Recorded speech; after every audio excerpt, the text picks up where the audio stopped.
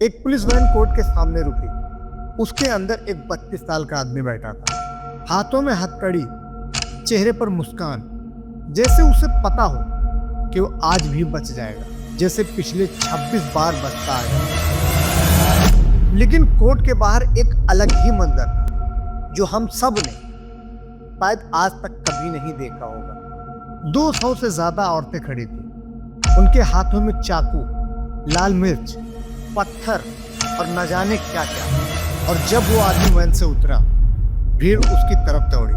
पूरे 15 मिनट तक उन औरतों ने उस आदमी को चाकू से छलनी कर दिया। 70 से ज्यादा वार किए गए। उसका सर बुरी तरह से कूद डाला गया, यहाँ तक कि उसका प्राइवेट पार्ट काट कर फेंक दिया। और जब वो मर गया तो उन औरतों ने खुशी से नाचना शुरू किया, जैसे किसी त्योहार में नाचते हो, जैसे सालों बाद आजादी मिली। और सबसे बड़ा सवाल ये, कौन था ये आदमी और क्या किया था?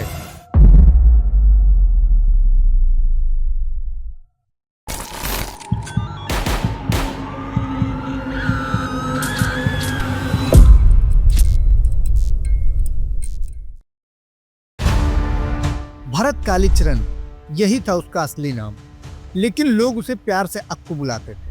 जन्म 1972 में हुआ था, नागपुर महाराष्ट्र, कस्तूरबा नगर नाम की एक स्लम बस्ती में।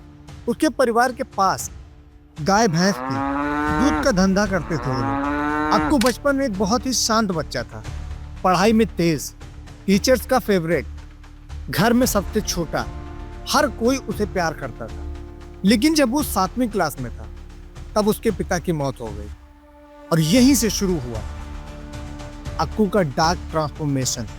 पिता की मौत के बाद घर की हालत बिगड़ गई, घर में पैसे खत्म होने लगे और धीरे धीरे वो अपने बड़े भैया के इन्फ्लुएंस में आ गया। उसके भाई क्रिमिनल थे, चोरी, जुआ, हफ्ता वसूली सब करते थे और अक्कू भी उनके साथ जुड़ गया। 1990 में अक्कू ने 18 साल की उम्र में पहला क्राइम किया, छोटी मोटी चोरी, फिर जुआ, फिर लोगों से पैसा ऐंठना। लेकिन जो चीज अक्कू को सबसे अलग बनाती थी, वो था अक्कू का टारगेट। अक्कू सिर्फ दलित परिवारों को टारगेट करता था। उसे पता था कि उसकी शिकायत कोई नहीं सुनेगा। 1991 में अक्कू की जिंदगी में एक बड़ा टर्निंग पॉइंट आया। वो दिन जिसने अक्कू को एक छोटे क्रिमिनल से एक राक्षस बना दिया। कस्तूरबा नगर के पास एक बिल्डिंग का कंस्ट्रक्शन चल रहा था।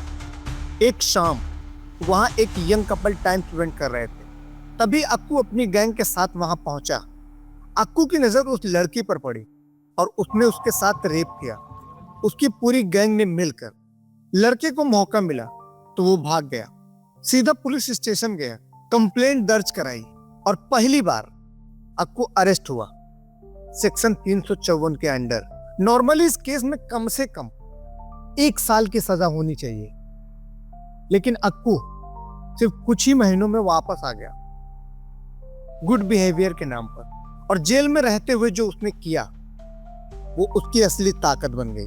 अक्कू ने पुलिस वालों से दोस्ती कर ली, कनेक्शन बना लिए, रिश्वत देना सीख गया और जब वो बाहर आया तो उसके अंदर से डर खत्म हो चुका था। अब वो जान चुका था कि पुलिस उसका कुछ भी नहीं बिगाड़ सकती। 1991 से लेकर 2004 तक, पूरे 13 साल तक अक्कू यादव ने कस्तूरबा नगर को नर्क बना दिया। आप जरा सोचिए और गौर कीजिए, एक ऐसी जगह जहां रात होते ही लोग घर से बाहर आना छोड़ देते हैं, महिलाएं घर से बाहर निकलना छोड़ देती हैं, बच्चे स्कूल जाना छोड़ देते हैं। यही था कस्तूरबा नगर और इसकी वजह सिर्फ एक ही इंसान था, अक्कू यादव। अक्कू का काम करने का तरीका बहुत ही खतरनाक था। वो जो भी करता था खुलेआम करता था, लोगों के सामने, ताकि सब डरने लगे। वो किसी भी घर में घुस जाता, खाना मांगता, पैसे मांगता, कपड़े मांगता और अगर कोई मना कर दे तो उसके परिणाम भयानक होते थे। अगर देखा जाए तो ऑफिशियली अक्कू ने 40 से ज्यादा औरतों के रेप किए थे, लेकिन इसका असली नंबर शायद सैकड़ों में हो, क्योंकि बहुत सी औरतों ने डर की वजह से कंप्लेंट नहीं की। और सबसे बुरी बात, अक्कू किसी को भी नहीं छोड़ता था, चाहे वो यंग हो, ओल्ड हो या प्रेग्नेंट, उसे कोई भी फर्क नहीं पड़ता था। एक केस था कमला का। वो सिर्फ 10 दिन पहले मां बनी थी, लेकिन अक्कू ने उसे भी नहीं छोड़ा। उसके साथ रेप किया और कमला इतनी टूट गई कि उसने खुद को आग लगा ली, वो भी सबके सामने। ये सिर्फ एक केस नहीं था, बल्कि ऐसे कई दर्जनों केस थे, लेकिन कोई बोलता नहीं, और जो बोलता था अक्कू से मार देता। कस्तूरबा नगर में एक औरत थी, नाम था आशा भगत। वो शराब बेचती थी, लेकिन उसके शहर से बड़े लोगों से कनेक्शन थे, इसलिए अक्कू भी उसका कुछ नहीं बिगाड़ पाता था। आशा कई बार अक्कू को लोगों को परेशान करने से रोकती थी। वो बस्ती की लीडर जैसी थी, लोगों की मदद करती थी, और अक्कू उससे नफरत करता था। एक बार कुछ क्रिमिनल्स ने मिलकर अक्कू को मारने की कोशिश की। उन्होंने सोचा था कि अक्कू को खत्म कर दें तो बस्ती में शांति आ जाएगी, लेकिन अक्कू बच गया। अक्कू को लगा कि यह सब आशा की वजह से हो रहा है, और उसने एक फैसला लिया कि आशा को खत्म करना होगा। 1999 की एक शाम आशा अपने घर में अपनी 14 साल की बेटी मेघा के साथ खाना बना रही थी। तभी दरवाजे पर किसी ने नॉक किया। आशा ने दरवाजा खोला और बाहर खड़ा था अक्कू, वो भी अपनी पूरी गैंग के साथ। और फिर जो हुआ वो इतना भयानक था कि आज तक कस्तूरबा नगर के लोग उसे भूल नहीं पाए। अक्कू ने आशा का रेप किया, उसकी अंगूठी छीनने के लिए उसकी उंगलियां काट दी, उसकी ईयररिंग्स छीनने के लिए उसके कान काट दिए, और सबके सामने उसका मर्डर कर दिया। आशा की 14 साल की बेटी ने यह सब अपनी आंखों से देखा, लेकिन वो इतनी डर गई कि कोर्ट में टेस्टिमनी भी नहीं दे पाई, और अक्कू उसे सिर्फ 16 महीने की जेल हुई, क्योंकि कोई विटनेस नहीं था। अब लोगों को समझ आ गया था कि अक्कू को कोई रोक नहीं सकता। सिस्टम फेल हो चुके थे, पुलिस भ्रष्ट थी, और अक्कू एक खतरनाक दरिंदा बन चुका था। 2004 में कस्तूरबा नगर में एक लड़की आई छुट्टियां बिताने। उसका नाम था उषा नारायण, 25 साल की थी, होटल मैनेजमेंट की पढ़ाई कर रही थी। उषा कस्तूरबा नगर की ही रहने वाली थी, लेकिन उसके पेरेंट्स ने उसे हॉस्टल में रखा था ताकि अक्कू की नजर से बच सके। लेकिन उषा को घर आना था, अपने परिवार के साथ रहना था, तो वो गर्मी की छुट्टियों में घर आई। एक रात उषा की नींद खुली, बाहर शोर हो रहा था। उसने देखा अक्कू और उसकी गैंग उसके पड़ोसी के घर में घुसी हुई थी, और वो एक लड़की का रेप कर रहे थे। अगले दिन उषा उस लड़की को पुलिस स्टेशन ले गई कंप्लेंट दर्ज कराने, लेकिन पुलिस ने मना कर दिया और उल्टा अक्कू को खबर कर दी। उसी शाम अक्कू अपनी गैंग के साथ उषा के घर पहुंचा, हाथ में तेजाब। उसने धमकी दी कि अगर उषा ने दोबारा कंप्लेंट की तो वो उसके साथ भी वही करेंगे। लेकिन उषा डरी नहीं। उसने किचन से गैस सिलेंडर निकाला, लिड खोल दिया और हाथ में माचिस लेकर अक्कू को धमकी दी, अगर घर में घुसा तो मैं सबको एक साथ लेकर मर जाऊंगी। और ये कस्तूरबा नगर में पहली बार हुआ था जब अक्कू किसी से डर के वापस चला गया था। ये देखकर पूरी बस्ती में उम्मीद जगी। लोगों ने सोचा कि जब एक लड़की अक्कू को रोक सकती है तो हम सब मिलकर क्यों नहीं। और यहीं से शुरू हुआ रेवोल्यूशन। 2 अगस्त 2004 से कस्तूरबा नगर में एक अजीब सा माहौल बन गया।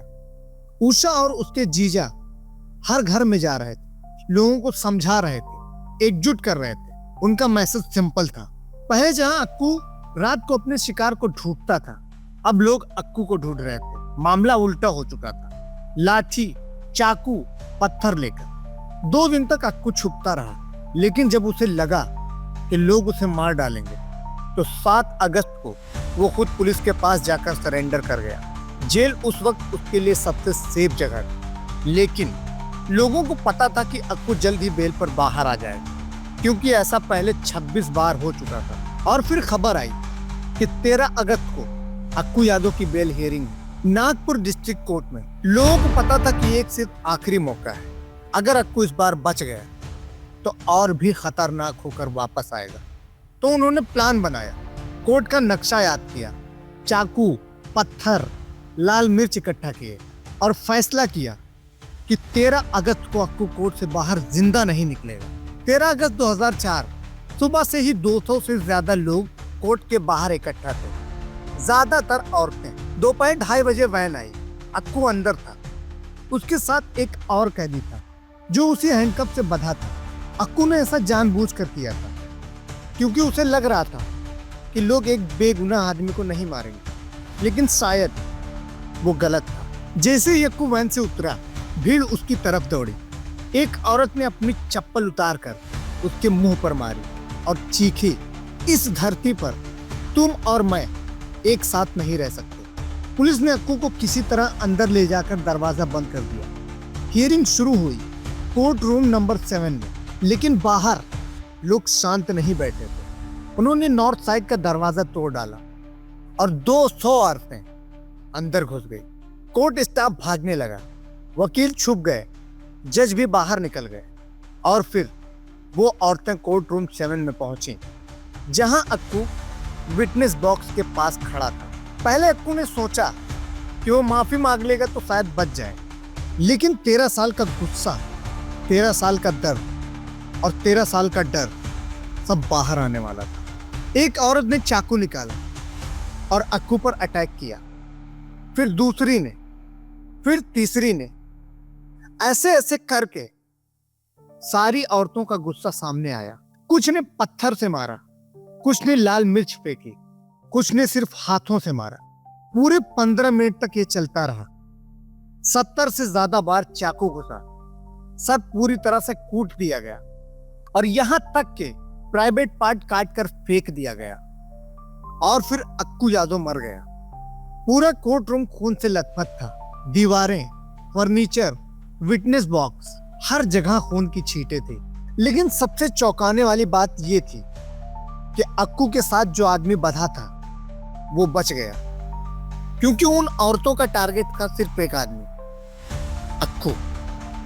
जब सब खत्म हुआ तो औरतें कोर्ट से बाहर आईं। उनके चेहरे पर कोई पछतावा नहीं था, कोई डर नहीं था, बस सिर्फ एक चीज थी, वो थी राहत।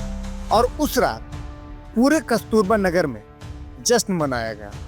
हर घर में मटन बना, मिठाइयां बांटी गईं, लोग सड़कों पर नाचे, क्योंकि 13 साल बाद वो आजाद हुए थे। पुलिस को प्रेशर था कि कुछ तो करना पड़ेगा, इसलिए उन्होंने रैंडमली 5 औरतों को गिरफ्तार किया।